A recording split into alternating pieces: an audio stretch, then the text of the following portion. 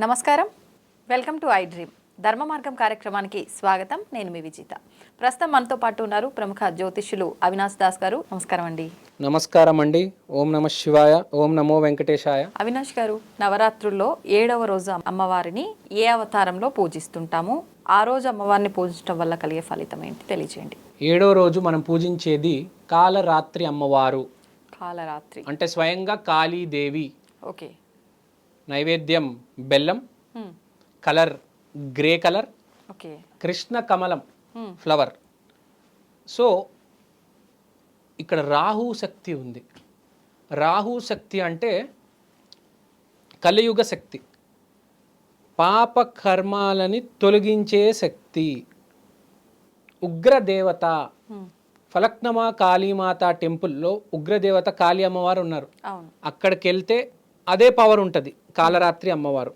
ఏదైనా ఆటంకం ఉంది జీవితంలో అంటే మనము ఆ రోజు గనక పూజిస్తే, ఇట్లా అమ్మవారు నాకు ఈ ఆటంకం ఉంది, నాకు ఒక 7 సంవత్సరాల నుంచి ఈ ప్రాబ్లం ఉంది, ఫర్ ఎగ్జాంపుల్ ఇక్కడ ఏదో ట్యూమర్ ఏదో ఉంది, 7 సంవత్సరాల నుంచి ట్యూమర్ ఉంది, నేను ఈ డాక్టరు ఆ డాక్టర్ అని 10 డాక్టర్ల దగ్గరికి వెళ్ళాను, ఆపరేషన్ చేయించినా మళ్ళీ వచ్చేస్తుంది, నన్ను కాపాడు అమ్మవారు అంటే దరిద్రమైన ప్రాబ్లమ్స్, దరిద్రం నుంచి తొలగించాలంటే అమ్మవారు, కాళీ అమ్మవారు. ఇంకా వదలట్లేదు వాడిని, వాడికి అమృతం ఉంది లోపల, కానీ ఇక్కడ విషం మీరు పట్టేస్తుంది, ఇది తీయాలి, ఇది వెళ్ళట్లేదు. ఇప్పుడు పాము కరిచింది అనుకోండి, మనం 2 అవర్స్ లోపల ఇంజెక్షన్ ఇవ్వకపోతే, 6 అవర్స్ మ్యాక్సిమం ఇంజెక్షన్ ఇవ్వకపోతే చనిపోతాడు, గింజుకుంటాడు. సో ఇది కూడా వాడిని ఇబ్బంది పెట్టేస్తుంది అసలు విపరీతంగా. అలాంటప్పుడు కాలరాత్రి అమ్మవారిని పూజించాలి. అంటే ఆరోగ్యపరమైన ఇబ్బందులకేనా? ఆరోగ్యపరమైన ఇబ్బందులతో పాటు పట్టి పీడిస్తున్న ఇబ్బందులు, ఓకే, ఎస్పెషల్గా దరిద్రం. అంటే పేదరికం వేరు, దరిద్రం వేరు. పేదరికం అంటే ఏం లేకపోయినా హ్యాపీగా బతుకుతున్నాం, దరిద్రం అంటే అందరిది ఉండి అనుభవించలేకపోవడం కాదు. దరిద్రం అంటే వేరే వాడిని ఏడిపీయడం, ఓకే ఓకే, భార్యని వేధించడం, మనకున్నది కూడా మనం తినలేకపోతున్నాం, కొంతమందికి అయితే అసలు ఉండదు. తర్వాత ఇంకోటి, కొంతమంది ఎలా ఉంటుంది అంటే, ఇప్పుడు ఈ రూమ్ లోపలే నా లిమిట్, నాకు షాప్ ఉంది, నేను కొన్ని ఈ చెట్లు అమ్ముతున్నాను అనుకోండి, ఈ రూమ్ లోపలే ఆగిపోయాను నేను, నాకు ఇంకో బ్రాంచ్ ఉండాలి, ఇది జూబ్లీ హిల్స్, ఇంకో బ్రాంచ్ ఉండాలి నాకు మాదాపూర్లో, ఇంకో బ్రాంచ్ ఉండాలి కుకట్పల్లిలో, ఇంకో బ్రాంచ్ ఉండాలి విజయవాడలో, ఇంకో బ్రాంచ్ ఉండాలి ముంబైలో. ఎక్స్పాన్షన్, బిజినెస్ ఎక్స్పాండ్ చేయాలంటే కాలరాత్రి అమ్మవారు ఒక అవుట్ ఆఫ్ ద బాక్స్.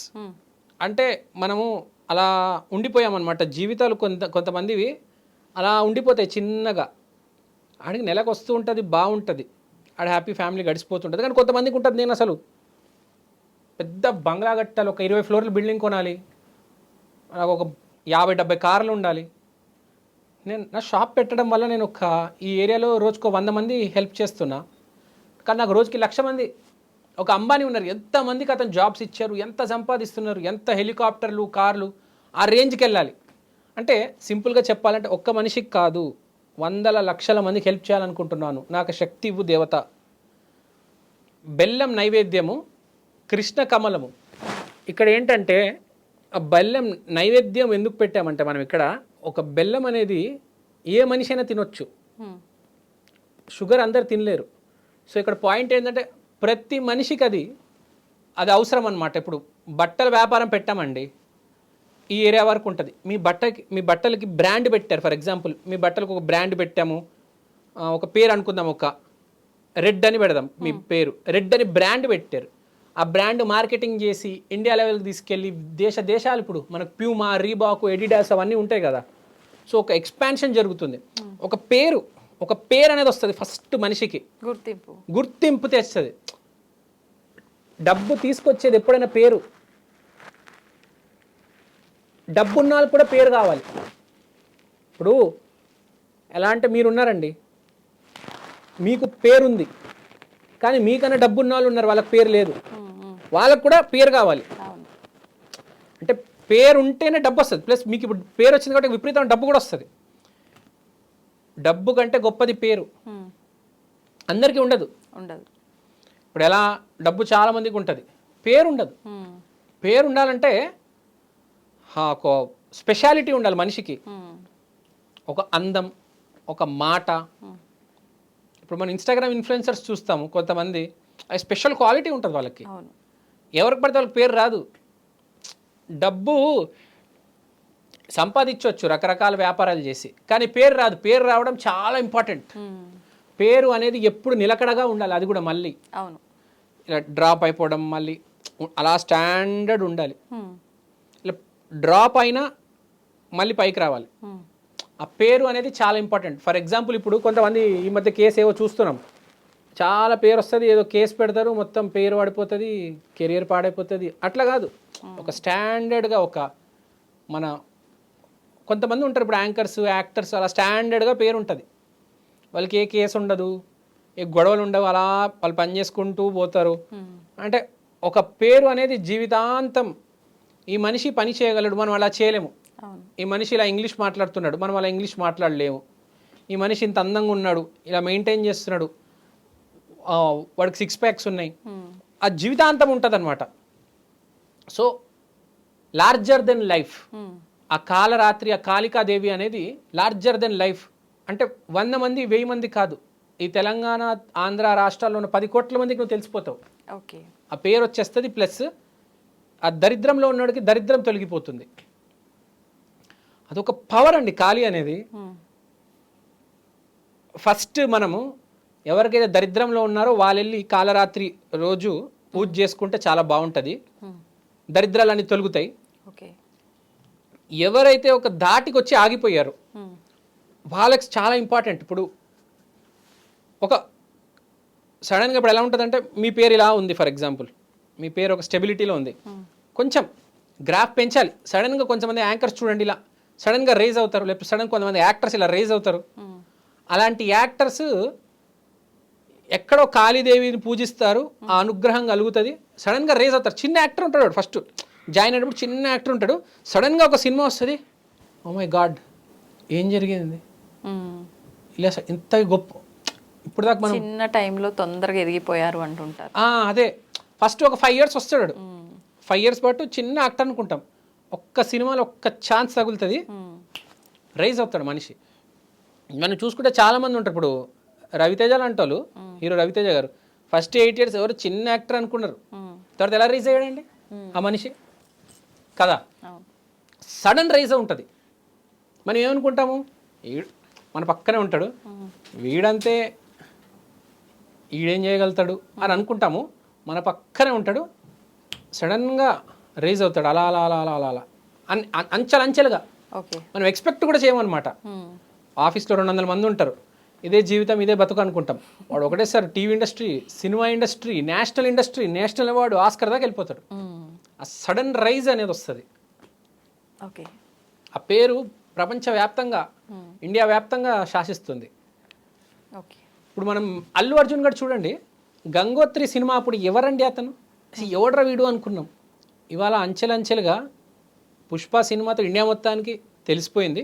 అది కాకుండా నేషనల్ అవార్డు వచ్చింది. ఇవాళ తెలుగు హీరో అంటే అల్లు అర్జున్. వేరే చాలామంది హీరోస్ ఉన్నారు, వాళ్ళ పేర్లు కూడా బయట తెలియవు. ఇప్పుడు మీరు ఏ హీరో పేరని చెప్పండి అండి, తెలుగు ఇండస్ట్రీలో తెలిసిన వాళ్ళు ఎవరైనా ఉన్నారంటే ఫస్ట్ అల్లు అర్జున్ పేరు చెప్తారు, తర్వాత ఎవరైనా.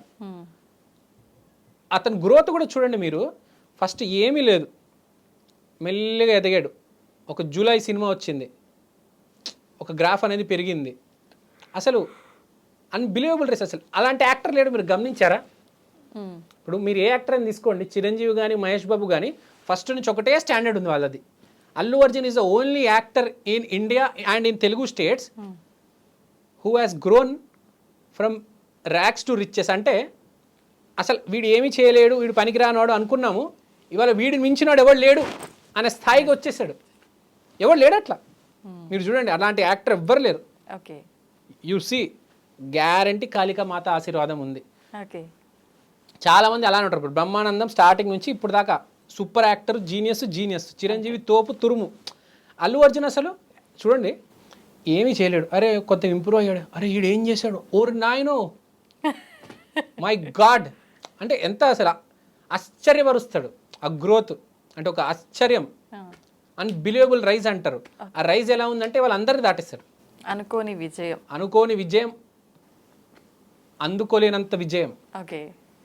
సో బేసిక్గా ఇది అతివృష్టి అనావృష్టి కరెక్ట్ ట్యాగ్ లైన్ వీళ్ళకి. ఓకే. ఒక్కప్పుడు వీడు వేస్ట్, అతివృష్టిలోంచి అనావృష్టిలోకి పడతారు. 2 చుక్కలు నీళ్ళు కూడా ఉండవు. ఇప్పుడు వరదలు వచ్చే అంత నీళ్ళు ఉంటుంది. అంటే అంత రైజ్ ఉంటుంది అసలు మనిషికి. ఇట్స్ ఎక్స్పాన్షన్ బేసిక్గా. ఎవ్వరు ఆపలేరు వాళ్ళని. అందరు షాక్ అయిపోతారు ఇట్లా చూస్తున్న వాళ్ళని. అంటే అంత రైజ్ ఉంటుంది, అంత ఇస్తుంది అమ్మవారు. ఓకే. కానీ మనకు ఆ నీతి నిజాయితీ అంత ఉండాలి. ఓపెన్గా చెప్పాలి. కాళీ అమ్మవారు అంటే ఏదైనా ఓపెన్గా చెప్పాలి, భయపడకూడదు. అల్లు అర్జున్ ఏదైనా ఓపెన్గా చెప్తాడు, దేనికి భయపడాడు. నువ్వు ఎవడరా, ఎంతైనా వాడు ముందు ఎవడైనా రాని, నువ్వు ఎవడైనా వాడిని తీసుకురా, నేను ఇంతే అంటాడు. తగ్గడు అసలు. ఇది రాంగ్ ఇది రైట్ అనడు. నాకు ఇష్టం ఉంది నేను చెప్తా, నాకు ఇది రైట్ అనిపిస్తుంది నేను చెప్తా. నువ్వు ఎవడైనాగా నరేంద్ర మోడీ అవ్వచ్చు, ట్రంప్ అవ్వచ్చు, ఈ బిహేవియర్ ఉంటుంది. Straight forwardness. రైట్ అంటే రైట్ అని చెప్పాలి అంతే. ఇది కాళీ అమ్మవారు. కాళీ అమ్మవారు అంటే ఫేస్ టు ఫేస్ ఏదైనా అంతే. 7వ రోజు అమ్మవారి అవతారం ఈ రకంగా ఉంటుంది. ఈ రకంగా ఉంటుంది. థ్యాంక్ యూ అండి. Thank you very much.